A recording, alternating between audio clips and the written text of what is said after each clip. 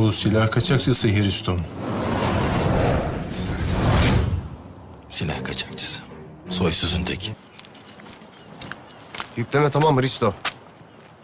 Bekleyeceğiz. Ama teknenin sahibi söyleniyor. Ne diyor? O kadar silahla 1 saat gecikme neyin nesidir diyor. Çok konuşmasın zevzek. Emir büyük yerden. Bu silahların sahibi İngilizlerin en önemli ve tehlikeli adamıdır. O yüzden bekliyoruz dedim. Takip edilmişsin ahmak herif. 2 sevkiyattır. Doğru düzgün para kazanamadık.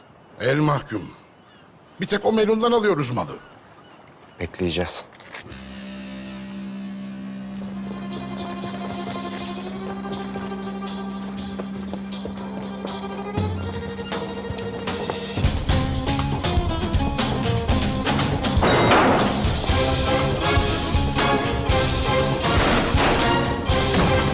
Risto!